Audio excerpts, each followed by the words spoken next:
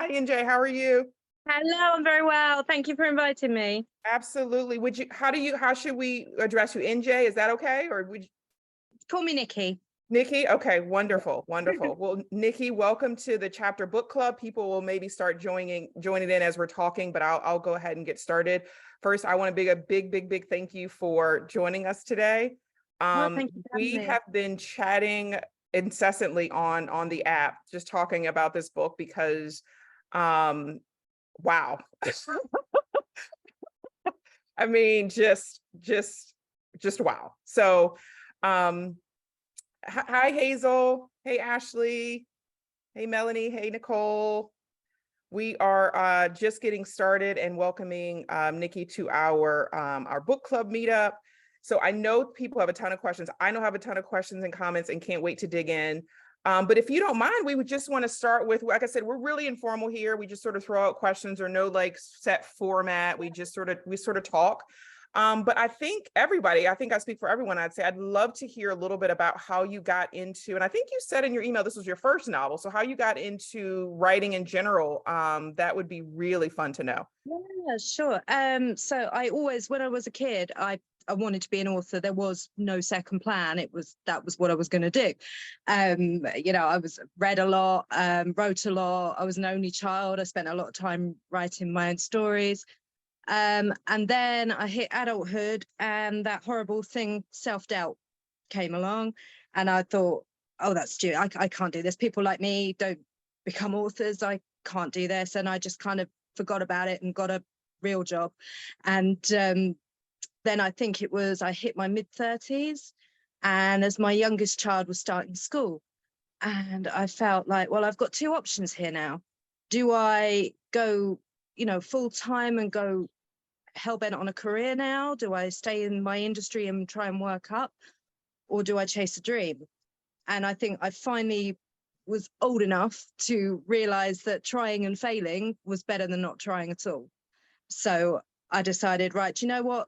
Let's just have a go. My teachers used to tell me, "Oh, you'll definitely be an author," but whether I don't know. So I wrote some short fiction, just sort of sent it off, and I sort of sent 6 or 7 stories off, and they all got published. Wow. I didn't have a single rejection, and I was like, okay, this is good stuff. So I thought, right, okay, I'll try my hand. I'll try writing a novel. And that was in 2014. I started writing Post Boy, which wasn't called Post Boy at the time. For the first few years of its life, it was called When Jimmy Saved London. Um, and when I signed with my agent, she loved the book, didn't like the name. so we brainstormed and came up with something snappier. And yeah, that's really how it came about. I just decided to go for it and see what happened. I had nothing to lose. So Wow, that's amazing. I always feel like that's such a good reminder. I do feel like sometimes we become adults and we're like, oh, that's like when we were kids. We can't really do that. That's not a real career, right? We can't actually do that. So that's I think we think that adults, we think that other adults know what they're doing, yeah, and they don't. They that's the secret. really None of us don't. know. No, we're all winging it, and we see people and we think, oh, they've got some magic secret, they've got their life I haven't got my life together. Yeah, at some point you just have to jump in and fake it till you make it. So Yeah. Oh, yeah. that's wonderful. That's such a great reminder for all of us. Thank you for sharing. And remind us, where are you calling in from? I'm in West Sussex in southern England. Wonderful, wonderful. Well, I'm literally gushing about this book. I have a hard time figuring out where to start because I have so many thoughts and words and all of the above. So what I will do is I will actually kick it off to our group first to see if someone else has questions or comments before I jump in with additional questions. I have a question for you. So I'm kind of curious. Um, you wrote this book starting in 2014, and you're obviously British. So has Brexit and the British government's handling of the various things, like we've gotten a lot of English news in the past, Yeah, yeah. 10-ish years. Did that? I was looking at some of your other works too. Did those those things inspire you to write? Because it seems like you really like politically charged books. Yeah, I think really, although it didn't come out until 2019, it hasn't changed that much in its since the first draft. It was actually stuff has been cut out, but that's it really. So yeah, but Brexit, no idea that was going to happen when it was written. It was a shock. I think it was a shock well, certainly to most of us in the 48% that didn't vote for it. But yeah, I think it would be a different book if I'd written it now, because at the time I was very, very conscious of trying to make it as realistic as possible, and I didn't want to go overboard and sort of create a prime minister that I naively thought no one would ever vote for. So I was really careful to make Cole sort of not overtly racist, not actually saying racist things on television. But since then we've had Nigel Farage, we've had Boris Johnson making all sorts of absolutely outrageous and very thinly veiled racist comments on television and not even apologizing for them. And so now I don't think it would have been the same book at all if I'd have written it after, because I'd have had to have really gone some to be more unbelievable than them. So, you know, I think it's more subtle than reality in some ways. I think reality's taken a very strange turn, I think, both sides of the Atlantic since 2016. Yeah, I just loved how it did feel so realistic. I'll just be upfront with you. I think we can all agree on that. And how well it started, even going back then. To know that you started it in 2014, but it didn't get published till 2019. That future writing is very difficult, and that I think you nailed it on the head in a lot of ways. So I'm glad I didn't mention Brexit, because originally I was going to say something along the lines of, you know, when she's talking about the new government, about how they've removed us from our international trade agreements and left us stranded. And I'm glad I didn't, because then it would have dated it instantly, you know, because obviously it didn't come out till after Brexit. Right. And I wouldn't have got the details correct or known that it was called Brexit or anything like that. So it would have been quite jarring had I said that. So I'm quite glad I just sort of tried to err away from making any very specific predictions, if you know, because that just instantly dates it, doesn't it? So. Absolutely. Oh, sorry. Go ahead. No, go ahead, Nicole. I was just gonna say I have a lot going on in my head, and I probably will be asking many questions, but based on your answer just now, you started off by saying from the first draft to now, there wasn't a lot of change, but just things were cut out. Is there anything that you cut out that you kind of wish you kept in, or that you still think about as could have been helpful to the storyline?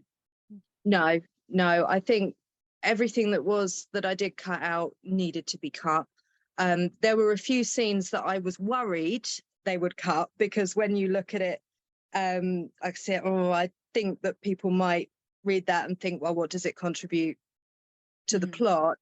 And so I was really worried that the teenager stuff might get cut out, you know, when Rosa and Jit, because I thought if they want to, it was a long book for a first book. And to be honest, that is something they look at when they're deciding to publish, is the cost of publishing it. And I thought, if they want me to cut it down, that will probably be where they prune it, but they didn't. So so my favorite scenes all stayed in, so that was good. Awesome. Good. I mean, thankfully they didn't cut out the teenage part. That actually really resonated with me a lot. Like I remember listening to, because we listened to the audiobook this month, and I remember listening and being like, man, I remember being a teenager now. Like I knew everything. I had all the answers. No one could tell me anything. Like I had this attitude. I had a chip. Like I remember that. And I was like, that to me made Rosa so much more real and relatable. To the point where I like knew she was going to do something terrible, but I was like, but I get it. Like, I understand, right? And I feel like that is a testament to your ability to make her so relatable and like a real person, and not like this, you know, kind of made up sort of like, oh yeah, she does all the right things, and she, like, but very real and layered. So I'm happy they did not cut out the teenage stuff, because I think that really, at least for me, helped me to Yeah, understand. same here, because I feel like she has this sort of self-destructive streak, and I think that the teenage years really show that. It's almost like when she becomes overwhelmed with grief or anger or any kind of negative emotion, it turns into self-destruction. She sabotages herself, or she does something, she makes bad decisions, very bad spur of the moment decisions when she's upset, basically. And yeah, I think the teenage stuff really cemented that in her character, so that it wasn't new, it wasn't a curveball later on. Yeah. I want to talk a little bit about just sort of how you developed the plot for this, because one thing that really I was very intrigued by is when I first started reading the book, I thought it was sort of one thing, like, okay, here's where we're going on this route. And then along the way, there were so many sort of areas that you dug more deeply into, like the character Teresa and her motivations, the relationship between Rosa and Jimmy, the relationship between Rosa and her parents, the different directions they went in. Like, I just found that those pieces that oftentimes are sort of throwaway pieces, like, oh, we don't really need to talk about that. Like, you really dug into them. And I was like, wow, I thought the book was this, but it was like, I thought it was one thing and it's like 20 different things. So can you talk to us a little bit about I have too many things at once. Yeah. No, but for me, it was great because it helped me to like figure out how everybody got to where they were. In the end, I understood why everybody was where they were. I wasn't like, wow, I wonder how, like I saw the progression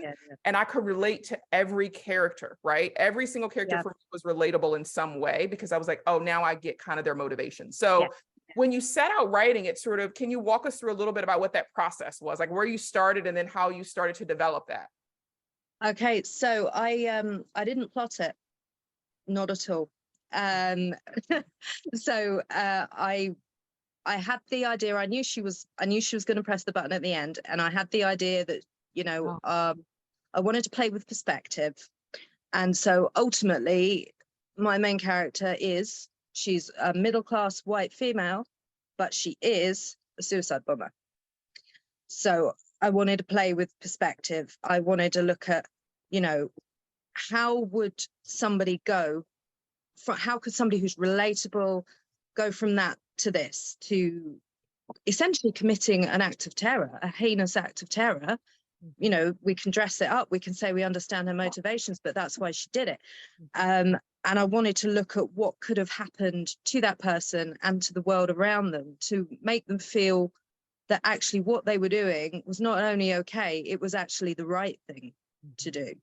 And also I wanted to get to a point where actually there will be, and a few people have admitted this after they've read it, that when they were cheering her on, they wanted her to do it.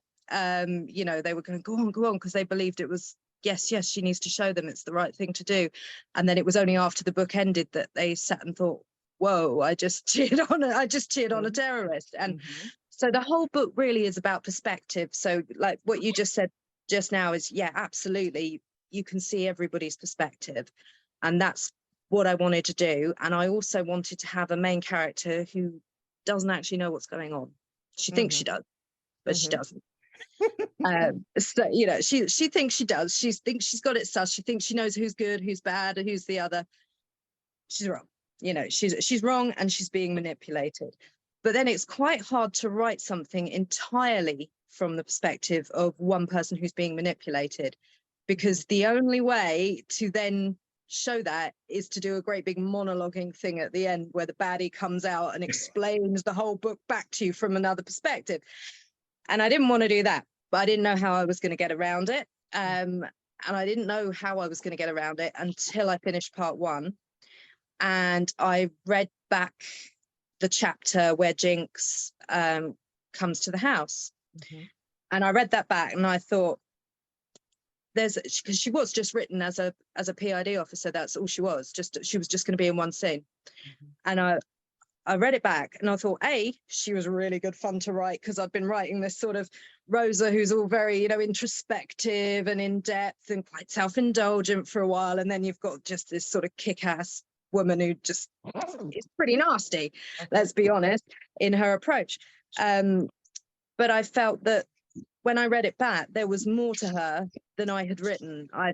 I started to read between the lines of what I'd written, and I could see another depth to it, and I could see that her character was something more than she originally appeared.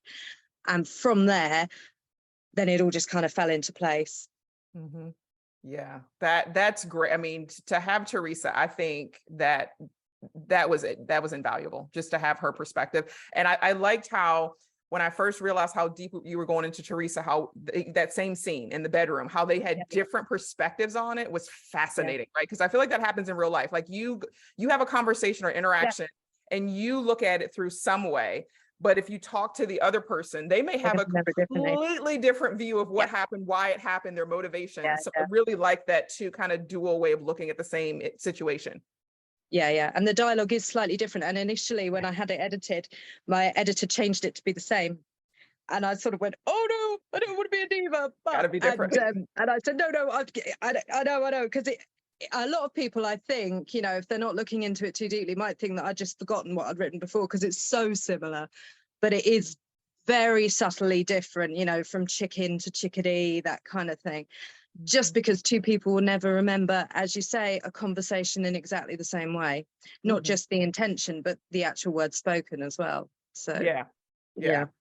I thought that was so interesting having this be our audiobook too, because of the two different characters. I thought this was like a really cool experience to have on audiobook, but I also am going to buy the book and reread it, because I just feel like there's a lot that I could gain again from reading the book and like really focusing on it. But I loved that because of the depth of characters, and then having the two voices in the audiobook portraying the two different characters. I thought that was really, really cool.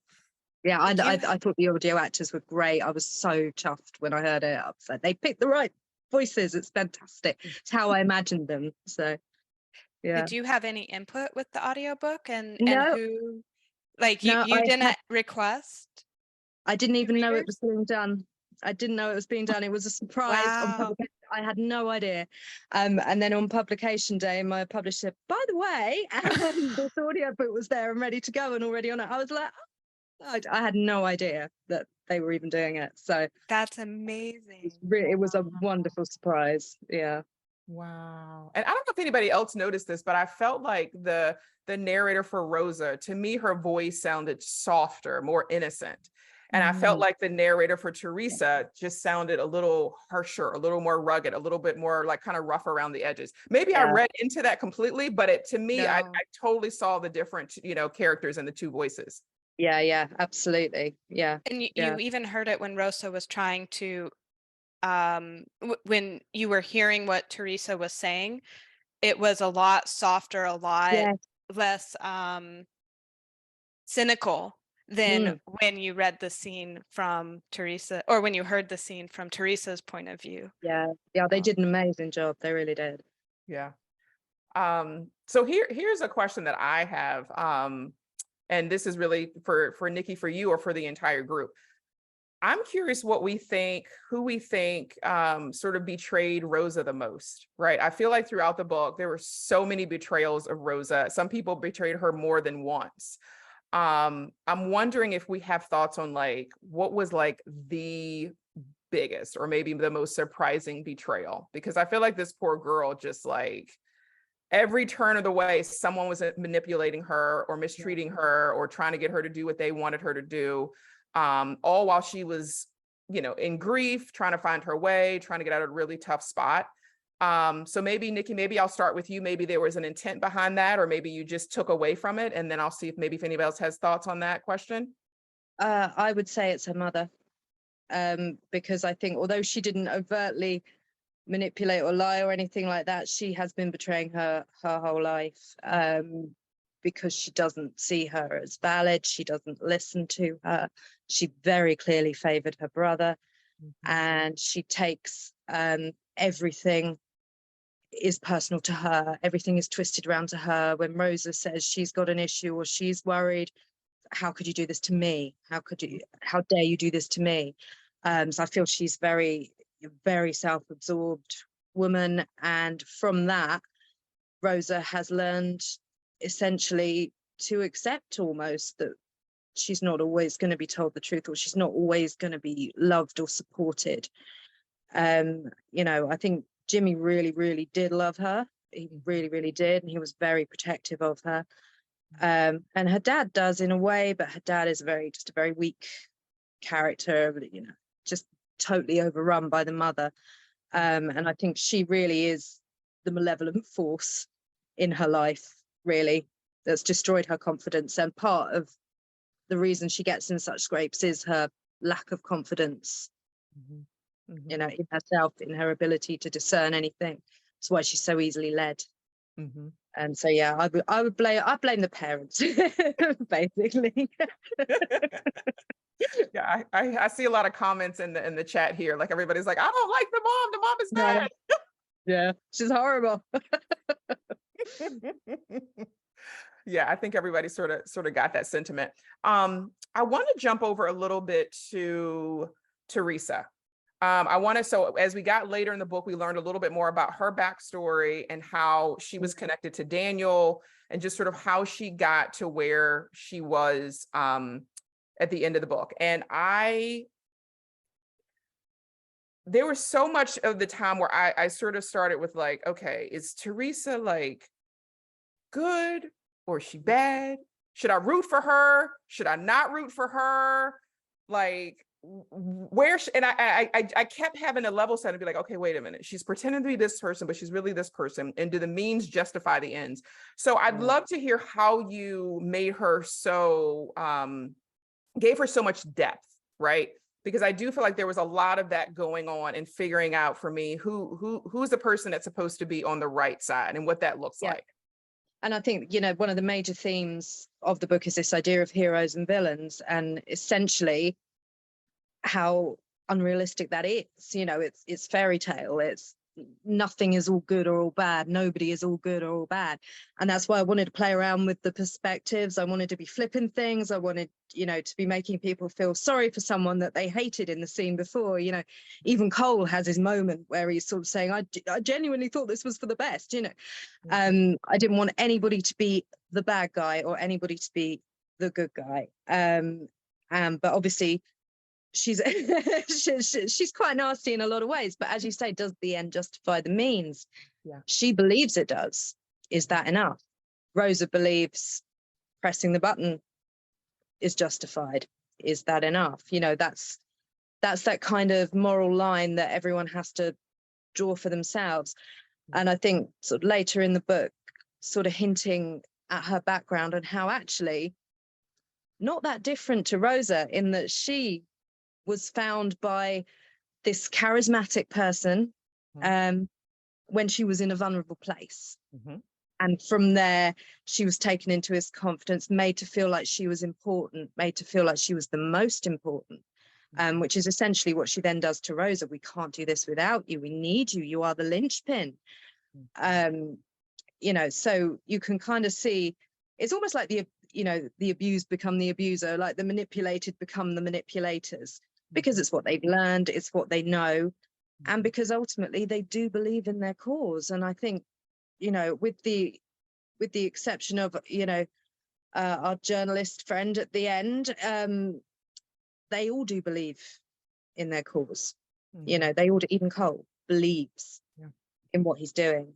And that's one of the things I find most fascinating about human nature, because I can have my beliefs, and I think it's probably fairly obvious from the book, I'm a bit of a lefty and, you know, quite liberal in my views. And I can believe absolutely that is, you know, that's moral and that's right. And but then there are people who believe just as strongly that I'm immoral for those views, or, you know, and when you actually sit and listen and speak to people, most people are coming at things from a point of view where they want to do what's right. It's just from such a different angle, and they disagree so much on how to achieve that. And so I think she's very much the epitome of that. She's got some really good things about her. She's got some really good convictions, but she's also just so ruthless to get there.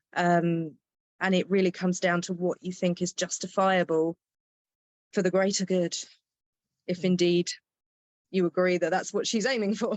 Yeah. I do like how much attention you put on sort of the relationship between the public and the politicians or government. There Yeah. was quite a bit of time spent, and I think time very well spent, because there was a lot in what I read that I was like, I've seen this, I've felt this, I recognize this. This is not a Yeah. completely foreign concept. But I think the fact that you went, and there was one scene that really stuck with me. It was a scene where I think Teresa was talking with Cole, and she was asking him something to the effect of, do you really believe all this stuff? Like, where you're talking, the xenophobia and all, do you really believe this? And he said something like, yeah, I don't care one way or another, right? But this is what the people need to like move forward. And so that's what I'm gonna say, if that's what it takes to sort of, take hold and lead the people. And that was like, wow, like that just, for me, flipped a switch, because I thought like, wow, the fact that he doesn't even believe these things, but it's just a means to sort of get to what he wants. That's like everybody, a lot of people in the book are doing the same thing, right? Whatever it takes to get what you want. Well, they say you get the government you deserve. But actually, funnily enough, after that was written, again, this is exactly how Brexit came about, because, I won't bore you too much with English politics, but at the time we had a coalition government with two parties running, and the Conservatives wanted to win the next election outright so they could govern on their own, but they needed to win over the more extreme right. They needed them to come in and vote for Conservatives again. Otherwise, it was going to be a split vote again. So what they did, our lovely friend David Cameron, who then messed everything up and then ran away, he promised a referendum on Europe. He's a Remainer through and through. He left as soon as the result didn't go that way. He only promised that referendum so that the people who were voting UKIP, because they're right-wing voters as well, more right-wing usually, would then vote Conservative, because then they're going to get what they want. They're going to get this referendum. So he did it to scoop up their vote. He didn't believe in it. He didn't want it. But then he had to go through with it because he'd promised it, and he didn't put enough into explaining why it was a terrible idea. He lost in the end, his own hubris, basically. He thought, if I promise them this, I know it will go our way, it's fine. It's exactly the same thing as Cole did. He told the people what they wanted to hear just to get in, and then once he was there, he had to do it. So in the same way that, I don't think Cole actually is inherently racist or particularly bothered. What he really wanted was the chips. That was what he wanted. But fear is the best way to convince anyone to go along with something. So he thought, right, let's jump on this. Let's jump on this. People don't like this. People are getting more racist. People are getting, more nationalistic. Let's jump on this as a way to get what I want. So, it's taking what you see. People are starting to blame other people. They're making their own opinion as to who the enemy is. And I think at one point he even says they'd already picked their villains. All I had to do was agree. And that's where it does again become, it's very easy to sit and say this person is pure evil, but are they just responding to what they see around them? And I know everyone always harks back, but the same for, when we look at Germany in the 1930s, Hitler was not successful in his push for power until he adopted the idea of it's the fault of the Jewish people. He tried before that and got nowhere with his ideas, but then he realized that there was this great big anti-Semitic feeling going on, and he thought, right, let's incorporate that into my views, let's incorporate that into my policies, and from there he was able to garner more support.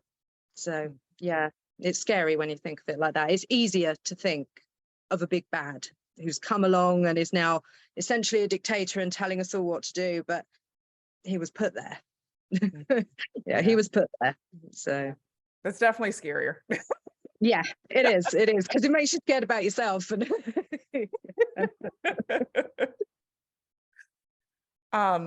So you touched on something I want to chat about a little bit more, and that's kind of the technology piece.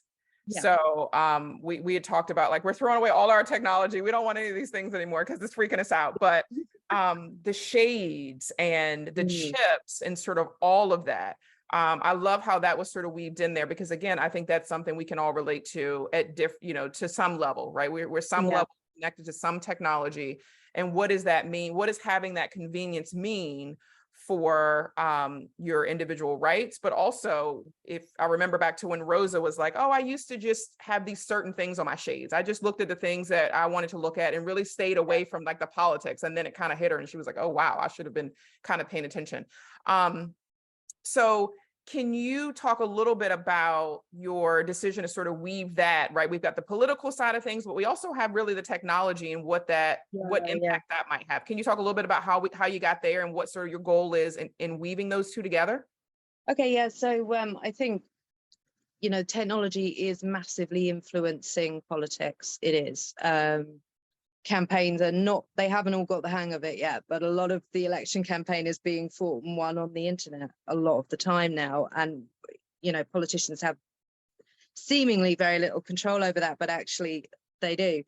And as we say, we are actually making our own world smaller with every choice that we make. One of the things I did when I started researching this was to create a fake Facebook account and follow the opposite types of pages that I would follow. So because example, the news that comes up on my newsfeed is very much from my point of view, because it knows the articles I read. I don't even have to follow that page. If I hover over an article, it registers that I hovered and I read a little bit, and then it will keep giving me more.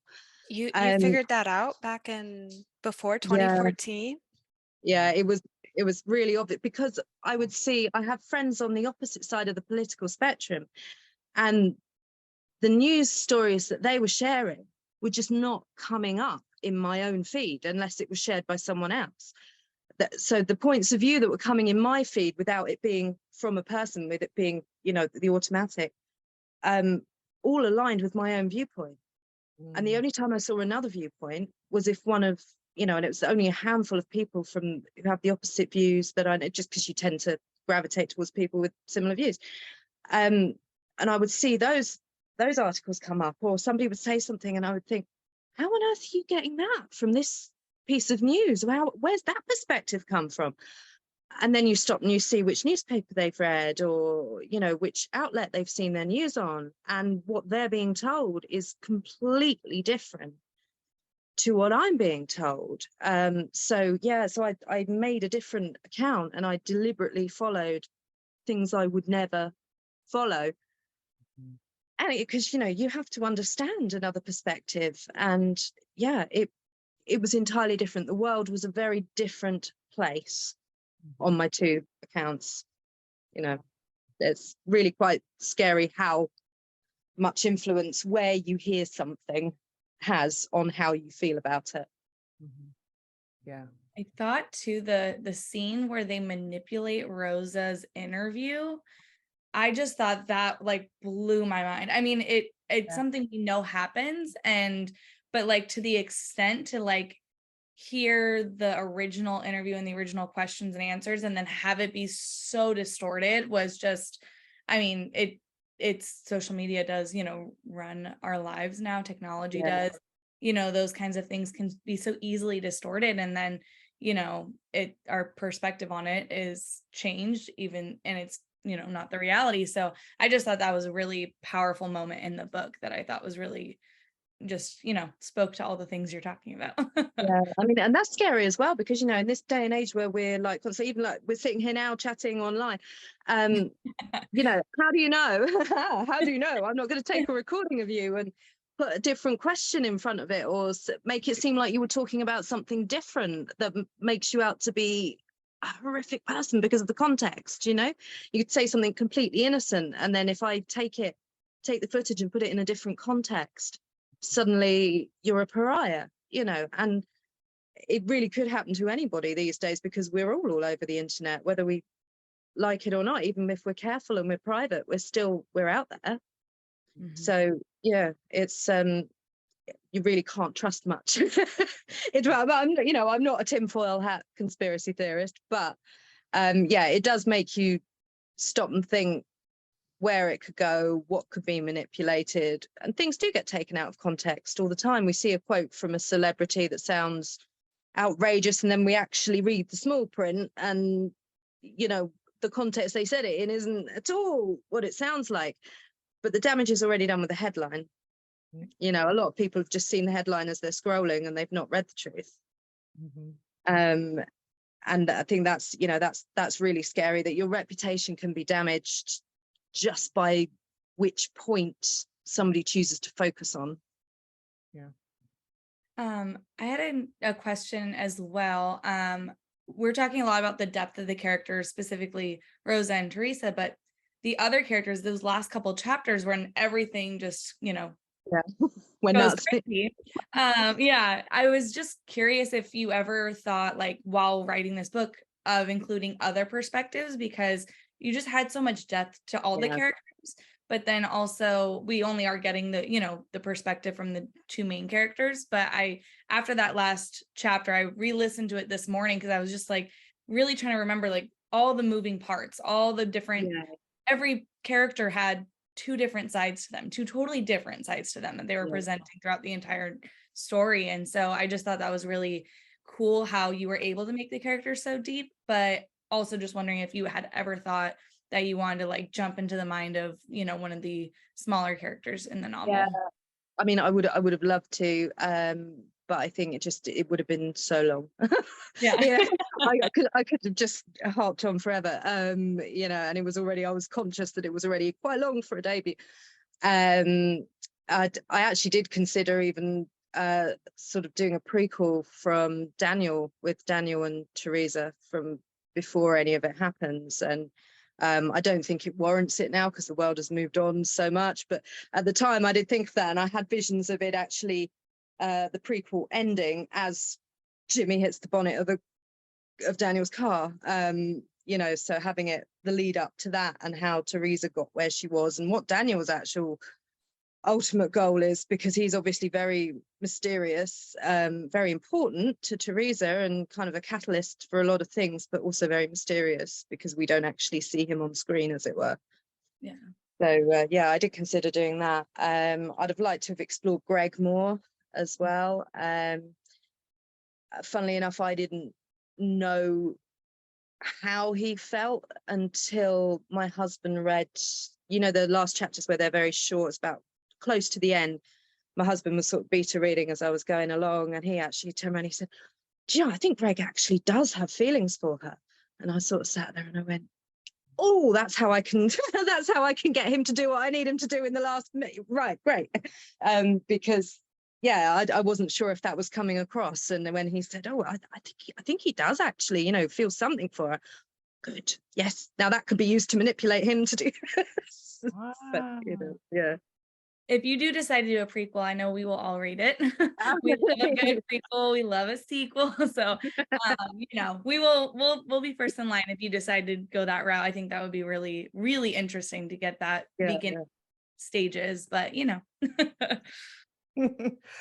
I really like this public information department, PID. I love that concept, because there was a point of it where I think Teresa said, we're called PID, but we should be called PMD, the Public Misinformation Department, or something like that. And just see behind the scenes how everything is spun. It gave me the impression of, again, you're talking about kind of celebrities, how like something happens and then a publicist comes out and says, oh, well, here's a spin to it, basically, right? Here's why this person did what they did. That part was really very fascinating. The other part that I really found a lot of truth in was where Teresa was sort of saying, you can't knock out all dissent. You have to have some dissent, because then otherwise you're not believable. But you have to know which dissent to carve out, like, the crazy, which dissent, and let the crazy stay, right? Because nobody's going to believe them anyway. Yeah, exactly. So I'm wondering if you could talk us a little bit about how you kind of struck that balance, because I think some of the nuggets that you put in there were really helpful. Like you'd said things like, there always has to be heroes and villains to sort of keep things aligned, right? And you talk about informing the public, but also like they don't care about some of these things, right? They just want whatever the one or two important things are. All the other things, they don't care about policy and budgets and all that sort of stuff. Yeah. So if you could just maybe walk us a little bit inside of your thought process about how all that came out and how it kind of eventually got on the pages. So we use a phrase over here when we talk about politicians choosing what they're going to say and what they're going to, which we call it throwing red meat. So, you know, that you throw red meat to the public to distract them from reality. So, you know, if you've got something shady going on, you know, one of your cabinet ministers has been a bit sleazy, that might be the day to chuck out a big bit of news about how there's 10 immigrants have managed to sneak in across the border and get everybody angry, get them chasing, get them hunting that villain. Telling them who they should be angry with, telling them who they should fear. And I think with Jimmy's death, you know, it's outrageous when you stop and think about it. It's ridiculous. How does anyone believe that you know, it was an accident? Why is he a hero? But when you think of it as that's the red meat, for the fact that this guy very nearly blew up the London Underground, very, very nearly killed Cole, and they had no idea, none at all. Now that is terrifying. That's terrifying. You know, supposedly fantastic intelligence agencies had absolutely no clue that this was going to happen. That's the really scary story. But we don't want the public to think about that. So let's harp on and on and on about how this teenage boy is a hero, even though he did nothing except fall off. Because if you say it often enough and you saturate it often enough, and how can you argue with that? Because there's a grieving family there. What are you going to say? And a lot of it came about for me. There was a news story, you know, a long time ago about a soldier who he died, and he'd come home and he was attacked just while he was out and about, just a random attack from what we can tell. He was attacked by two people who happened to be people of colour. And because he was a veteran and because he was a soldier and blah, blah, blah. And he then became used by people like the BNP as a poster boy, basically. You know, this is what these people are doing to our heroes. This is, you know, remember him. This is terrible. And it came out, you know, very quickly in the press that his family were dead against this. They had not given permission. They said he would never have wanted this. He was you know, he was not a racist person. He was a liberal person. He would have held no malice to anybody. He wouldn't have wanted this to be about a race at all. And he was basically being used without permission. And what that got me thinking about with Poster Boy was, what if the family didn't object, with the exception of Rosa? What if the family were actually, or one member of the family, you know, we all know who, was quite happy to have her son's image used to promote things that he didn't agree with, because he wasn't a right-wing guy. He didn't support the ERP. Yeah, he got his shades update, but we all know that was only because he wanted the update. It wasn't because he wanted the chip. He was a teenage boy. He just wanted gratification. You know, he wasn't particularly political, and if he was, he certainly wouldn't have been supporting the ERP. And yet she's quite happy for him to become their poster boy for her own gain, to keep him alive in the public eye. So yeah, and that made me think, yeah, what if that news story could have been different? You know, that soldier who was killed, he could have become the face if the family hadn't stood up and objected and protected his memory and said, how dare you use it for your propaganda, you know? Yeah, that's fascinating, because also when I think about when they came in and completely changed Jimmy's sort of social media profiles, yeah, it just was, I put myself in Rosa's shoes and I'm like, man, she can't even like mourn the brother as he was, right? She's got this sanitized image of him, you know, liking a song that he never liked, or supporting a cause he never supported. And he was, you know, he was doing drugs, and he was, you know, he was a teenager, sort of had his own views. And I really felt for her at that juncture, because I'm like, wow, this is who the public thinks her brother is not who he is. And there's really no one that she can turn to really help her work through that. And that brings us to Zahila and her relationship with her, and how that went so terribly wrong, because it was, again, she was being manipulated. Why was that part of the story? Why was that important to include here? And what do you hope that people get from sort of just that really strong friendship between the two of them, and then the splintering of that friendship?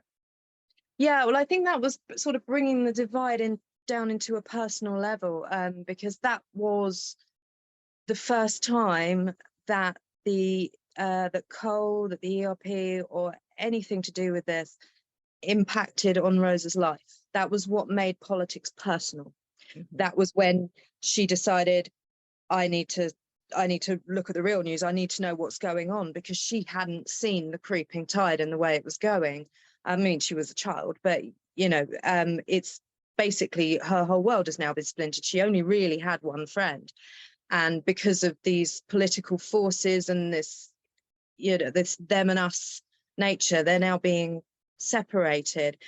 And so really it's that friendship that set her on a path, in a way, because that's what made her aware, that's what made her socially aware, that's what made her politically aware, that's what made her think, it doesn't matter where I am in my little bubble, the world can come and crash it. That was the first time. Then it did it again with Jimmy, but at that very formative age, that was the first time. And it made her a fearful person. I think it made her never able to be fully secure and comfortable. But it also made her realize, in a way that a lot of people don't, that the things that happen in Westminster or, in the White House, or, the things that happen there actually do impact on the day-to-day. And people say, oh, don't make things political, but everything's political, everything, even down to your friendships. It can be, it can impact every aspect of your life. And then moving on from that, I wanted that to survive as long as it could. And I think it did still survive. It's just she was cut off from her. But I'm certain that they still loved each other. I'm sure they did. There was no malice between them. It was manufactured. Neither of them were angry with the other. It was entirely manufactured. So I wanted to see her as this kind of beacon, this hope of what things should be. And by recollecting her and their friendship and thinking where they could have been right now, if all of this hadn't happened, you could kind of see the society that we should be heading towards. So when she thinks, if all of this hadn't happened, we would probably be meeting up for coffee in between our lectures now. We'd probably be doing this and doing that. And I think you've got to have that kind of balance, that kind of gold standard that you're looking for, to measure up against how badly things have gone wrong. And I named her Zahila because it means star, and I thought that was really fitting. I think Rosa says she's like the North Star to her. She was keeping her charted, she was keeping her on track. And so once she lost that, again, she suddenly had nothing to grip onto except her family, which, her brother was probably the best member of her family she had, to be honest, because her dad's very ineffectual and her mum just not supportive at all. So yeah, she was a big piece of Rosa that she felt very, very separated from, and that she tried to get back to. I felt like I just kept picturing her watching the news when Rosa blew them up. Like I just had that in my head of like, wow, like seeing, they were already lost communication, all these horrible things were happening.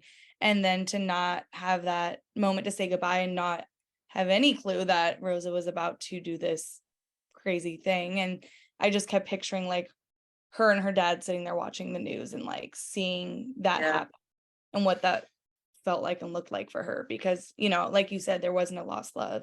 It was just a terrible, terrible experiences they've had, and a terrible political climate, racist climate that they were living in. And so, but yeah, that, I don't know why, but I was like, I don't care about how the mom reacts, because that's kind of fictionalized anyways. whatnot. But I was just thinking, I kept thinking about how Zahyla was gonna, process that, seeing her Yeah. best friend. Yeah. Yeah, that's definitely gotta be a lot. I'm sorry, Hazel, are you talking? Because we can't hear you. Let me see if I can unmute her. Yeah. Okay. Oh, there Sorry you about are. that. We couldn't hear you. Yes, Now we can hear you. noise I was making in the background. Great job. So listen, I have a question for you, Nikki. Yeah. Is there any reason why, I'm curious as to her mother not being as supportive? Any reason why you made that character so that her mother would not be as supportive? It was very, very good. Just so you know, it kept me on my toes. Yeah, well, she is based off people I know, and people that I find that their relationship with their children is quite destructive. And I've seen quite a lot of instances of, where parents favor one child over the other. I'm an only child, so it's nothing to do with me.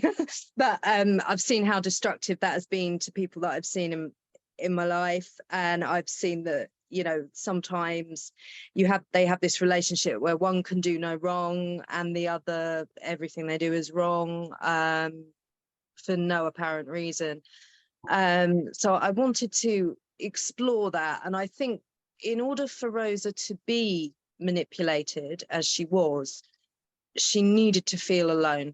She needed to feel unsupported. So, poor Rosa, but I had to take her friend away and I had to take her brother away so that she was vulnerable.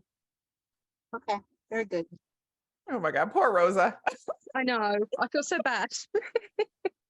And then I killed her. I mean, But it was a very good book. It was a very good book, and I really, really, really enjoyed it. So that everything in it Thank made me you. keep going, and like, oh, this is a good book. So Oh, thank you very much.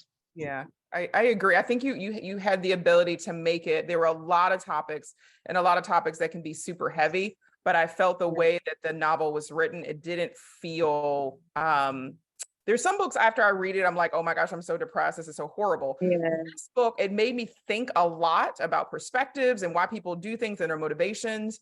But I think there was enough of like the thrill in there. There was enough of depth of the characters that I didn't leave the book feeling like really down. I left feeling introspective, like, oh, okay, now I'm understanding. Maybe I'll ask questions of other people that I wouldn't have thought about before. Maybe I'll consider someone else's perspective on something that I'm like, oh, this is very clear. This is what this is. But thinking like, no, that's your perspective on what it is. This other person might have a completely different view, and just being mindful of that. Yeah, absolutely. I think that was kind of the aim, but I wanted it to be fun in places as well. I mean, it's a sad story. It's a tragic story in a lot of ways, but I wanted to put a little bit of fun in there as well. Keep it not lighthearted. It's not a lighthearted book, but there are more lighthearted moments, because I just wanted it to be enjoyable to read, because I think when you enjoy something, you take more from it in terms of the message as well. So a book that has great messages but is very dry, is going to be, you're going to take less away from that than a story that maybe made you laugh a couple of times, cry a couple of times. You're going to take more from that. So yeah, I agree. One other question I have is, so it was clear from sort of the summary of the book that Rosa was scheduled to sort of do, basically to be a terrorist or the bomber, sort of from the just a description. I'm wondering if that was always sort of the idea, like the reader knew up front what was going to happen, and the story really focused on how she got to that point. Yeah, absolutely. I mean, really, the unambiguity of the ending was we never knew whether she was going to actually push the button or not, or what the outcome would be, or whether she'd get what she wanted from it. But yeah, that was always the case. I've always loved stories that do that, or programs, films that do that. So you start at point, it quite often happens in like Netflix series. There'll be an episode starts at the end and then goes back 1 week earlier and shows you how you got there. And I actually really, really like that. So because it's my first book, and I thought, hey, I really like that. I find that really fun. So that's how I wanted to tell that. Start at the end and then go back. I just found it a fun way to do it, and because then you always kind of know where you're going to end up, but then it's getting from here to here, and the journey is the fun bit. So yeah, I did it for fun, really. I like stories that go like that. So that's why I did it. Yeah, I think it translated really well. I do want to ask what sort of project you have coming up so we can kind of be on the lookout. But before that, I just wanted to see if there were any, I know we're reaching the top of the hour, if there were any other questions that we had before we sort of find out where we can read the next adventure from you. I just want to know, because you actually had 2 books come out in 2019, and that's really rare for authors. How was that for you? Well, of course, the thing is, because getting your first novel published takes quite a while. So, but once you've had one published, they want another one pretty quick. So obviously Poster Boy was finished a good couple of years before it was actually published. So I had written well over half of Overdrawn, which was the second book, by the time I got a deal for Poster Boy. And at the time they actually offered me a 2-book deal, because they said, what else are you writing? And I gave them a little synopsis, and they said, actually, we'll have them both. So that's why they came out so quickly, was because of the length of time it took from finishing a book to finding an agent, finding a publisher. With the first one had given me time to write half of another one. It's a long process. So yeah, even having half. Yeah, I was gonna say, even having half, like they released within 6 months of each other. So you really pushed. I did, yeah. That was a bit of that was my first experience with the deadline, was finishing Overdrawn on time, and yeah. I prefer not to have one, I'll put it that way. Makes sense. So tell us a little bit about Overdrawn, and what if anything you've got sort of working on the future, because I know for myself I'd love to read more, whatever you're writing. So Overdrawn, as I've got him here, is set in the future. Now, not very many people have picked up on this, but it's actually is set a bit further in the future of Rosa's reality. Although they are completely standalone novels, you don't have to have read one to read the other. There's a few little nods about the revolution and things, and the idea being that the revolution occurred after what Rosa did and after her broadcast got out. Oh, okay. So, but that's they don't have to be connected. They're completely standalone, but I just like to have a little connection there. So it's essentially a book that looks at 2 very different people. You've got a young waitress and an elderly man who are brought together in very strange circumstances. Now, obviously in England, we have the NHS, and I know you guys don't, but this was looking at a future where that wasn't a thing, where you have to pay for your healthcare and you have to do it through credit. And both of these people are in a situation where they have a loved one who needs constant medication, needs constant help. She's got a brother on life support. His wife has got dementia. This is where it really touches me, because I work with dementia. I have done for a long time. It's very close to my heart. And in this reality, everything's slightly on its head. We have a new version of religion, a new version of Christianity called the New Church, which hails euthanasia as a good thing and abortion as a good thing, because we're ruining God's earth with overpopulation.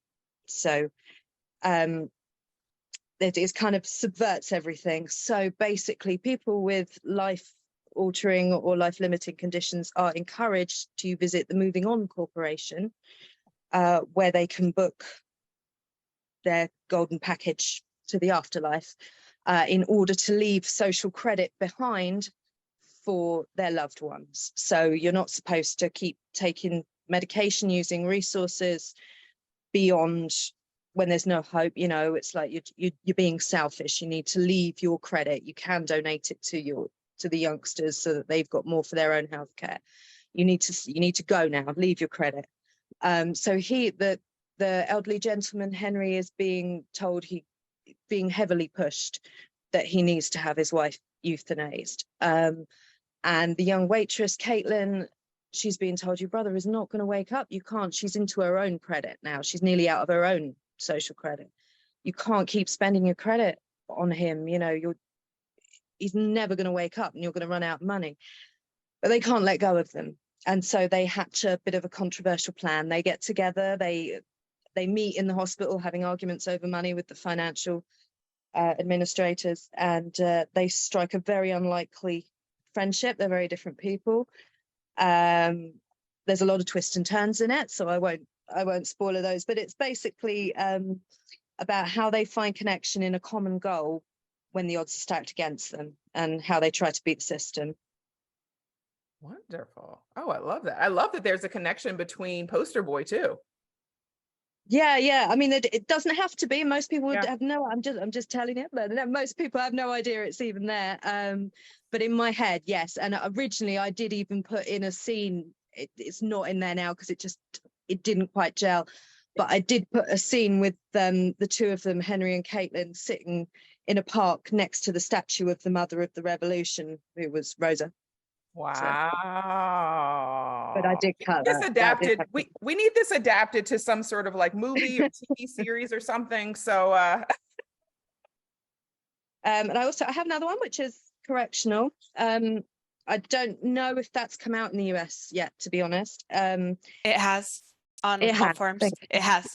Mhm. It has. Sorry, Yeah, I was too excited. I had to look. I love it.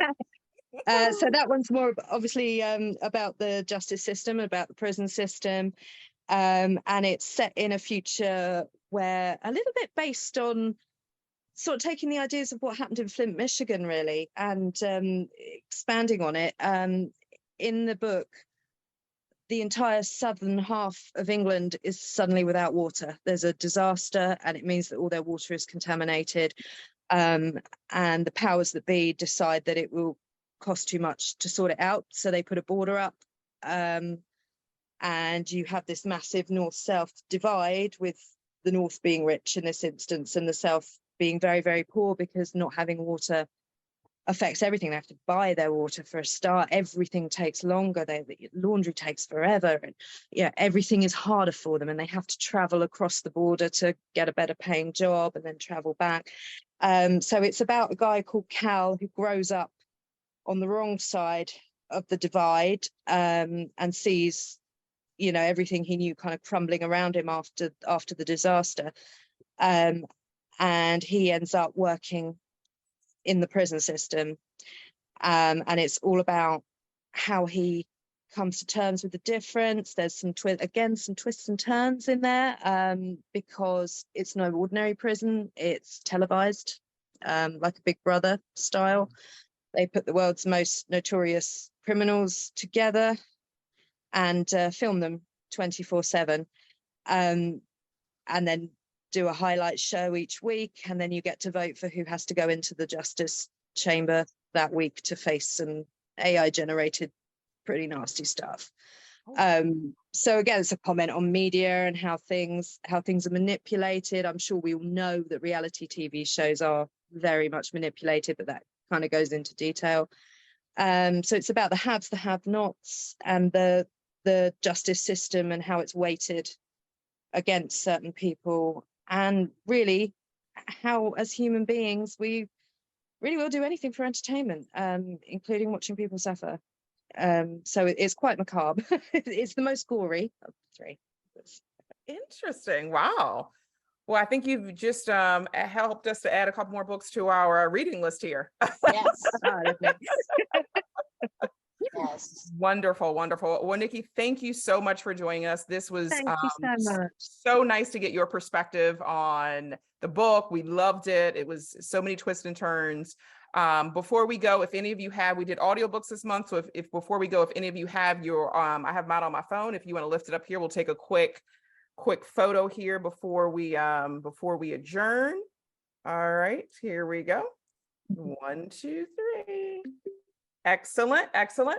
Next month's book is Woman of Light. These will heading out to you all shortly. And again, Nikki, thank you so much. The rest of you Thank you for having enjoy. me. Yes, all of Nikki, you thank enjoy you. the rest of your week and the rest of your summer, and stay cool, guys. And you, thank you very much. Bye bye. Thank you. Take Thank care. you. Bye-bye.